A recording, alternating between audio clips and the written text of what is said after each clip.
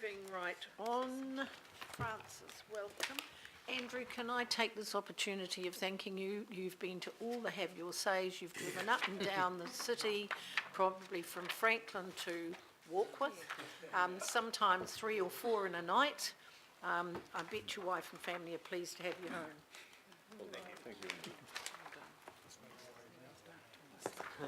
Thank you. Thank you. Welcome. Thank you, Madam Chair.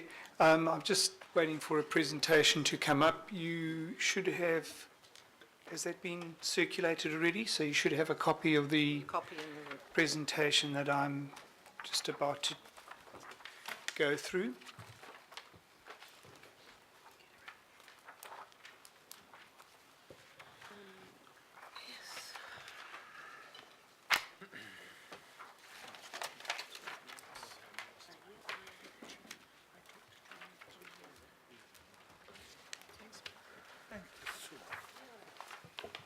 So I'll get started. This is the half-year financial report, which covers the 6 months to 31 December. The parent results were presented last month on the 25th of February, and the individual CCOs have done their presentations to the CCO and monitoring team on the 1st of March. So this is the consolidated group result, and just to remind you that group result was actually reported to the NZX on the 29th of February. So that's actually been, this report is actually been in the public domain since then. That is a requirement of our being an issuer and our borrowings that we have on the NZX. So just a bit of a reminder that these results, when we're comparing them, the actual income and expenditure, we're comparing that to the phased long-term plan. So it's the original long-term plan that was adopted. There's no adjustment to that budget. And also just a reminder that you'll see in the financial statement that we've got a large surplus. That's the same as last year. That's just a result of the change in the accounting policy, just a reminder. So, but that will slowly whittle down to nothing by the end of the year, or very little. So when one looks at the actual financial results, the only two that I really wanted to highlight was just in rates. It was in other income, where the other income is higher than budget by about 41 million. This is mainly due to higher volumes of vested assets. Vested assets come to us. It's very difficult to actually budget for them when they actually come, because that just depends on when developments happen and when they actually transfer them to Auckland Council. And the other one is, the other big major variance is the other losses, which, as you're aware, every time it's actually relating to the fair value that we have to do. It's an accounting transaction. It's not a cash thing. It's just what we're required to do in terms of the accounting standards, and that is not budgeted for. Just quickly, just to give you a bit of a visual presentation, you'll see that there's no real significant movements in the revenue, other than, as I said, the other revenue is that slight movement because of vested assets. And then under the expenditure, again, you'll see there are no significant movements. Overall, we're just slightly under budget. In the statement of financial position, which is your balance sheet, again, there are no significant movements between this one. We're looking at the 30 June position and the December position. And again, there are no significant changes there, other than just to note that PP&E, which is our property, plant and equipment, haven't increased to the same extent that we would have expected, because the capital spend is behind schedule, and I'll be talking about that in the next slide. So But obviously, if we've spent less, our debt is also lower. So there is that correlation.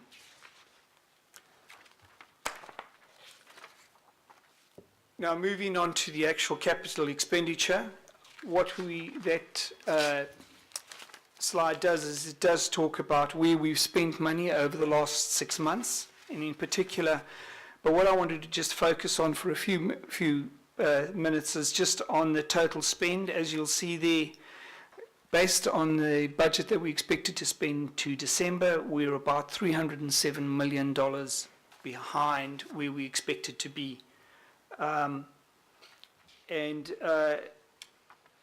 That's generally, by the end of the year, we're expecting that we'll be delivering about 80% of the budget that was set in the LTP.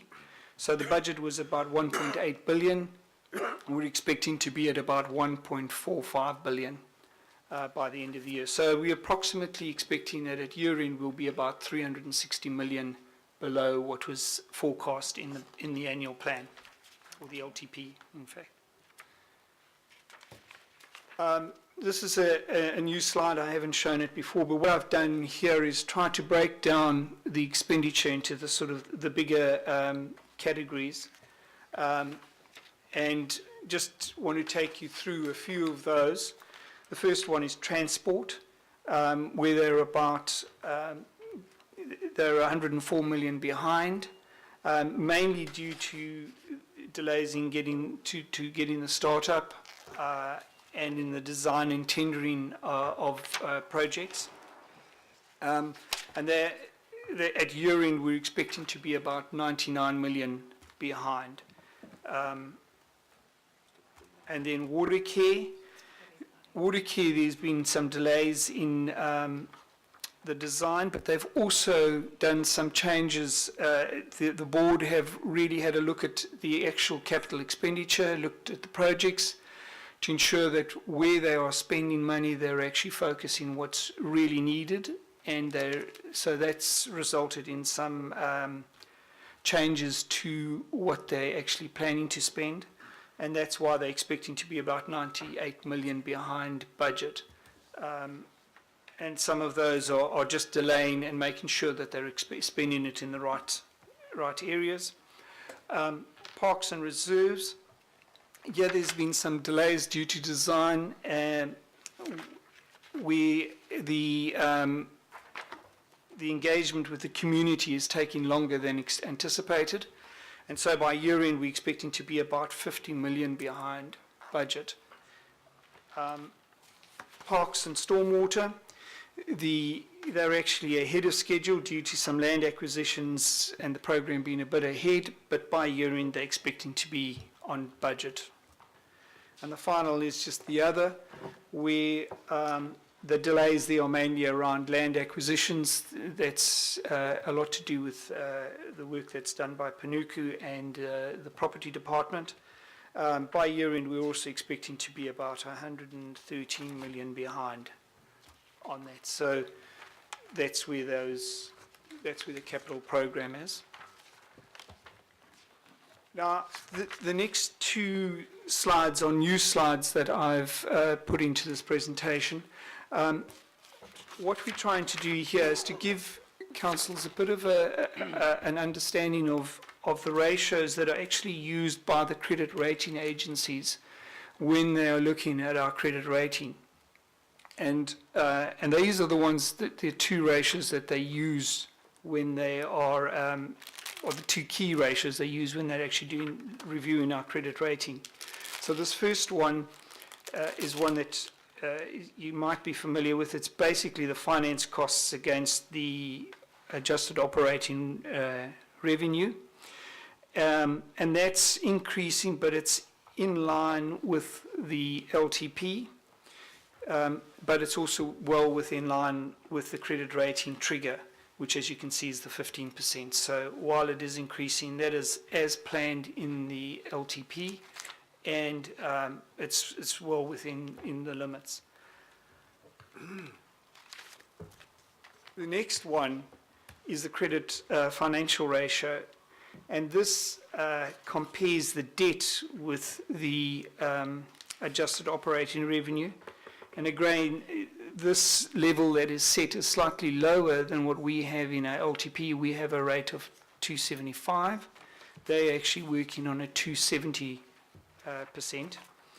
And the key thing there that is we're within the limit and it's in line with the LTP.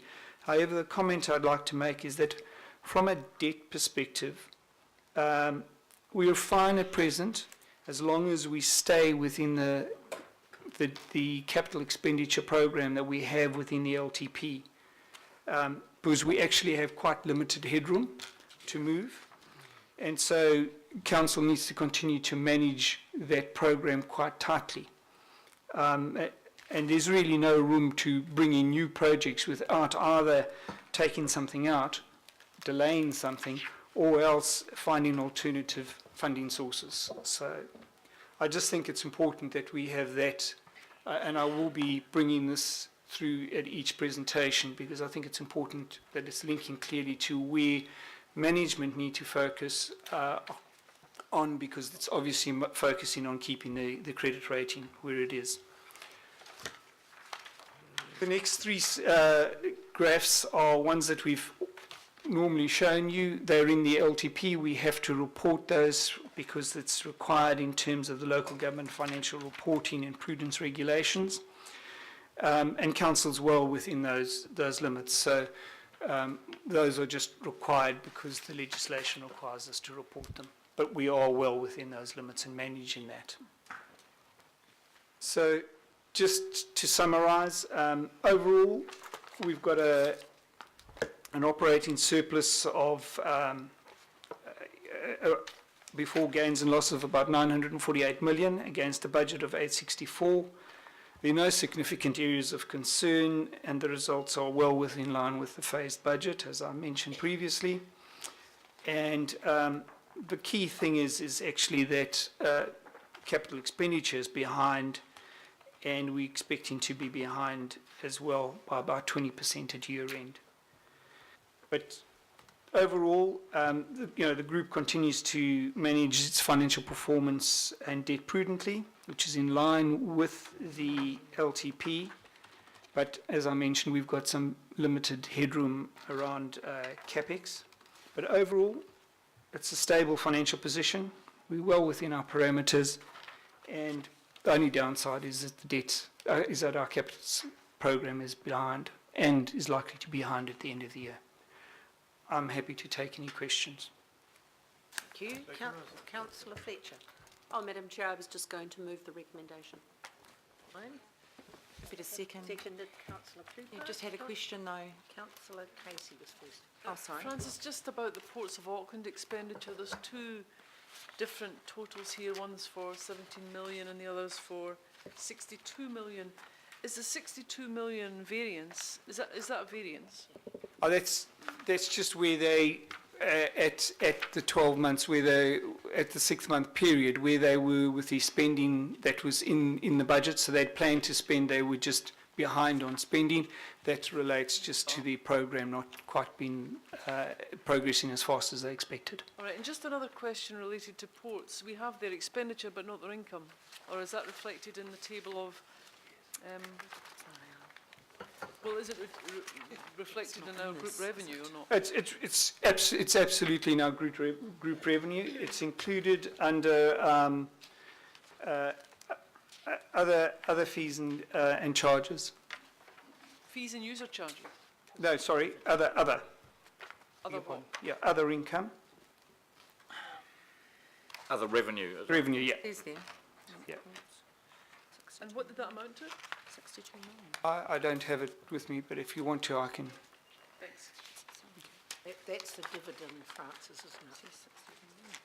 Sorry? It's the dividend. No. In the group accounts, we actually have the revenue because it's a consolidation. It's just that that's been difficult to get at because of ACIL in the middle. It has been really difficult. So if it's presented in our accounts, we should be able to have a look at the line items in each of these bars, right? that sort of detail gets, because you're amalgamating things. But we should be able to, you can supply that, it's not hidden. I think they also, they publish the accounts, so they're available. So all that is on their website.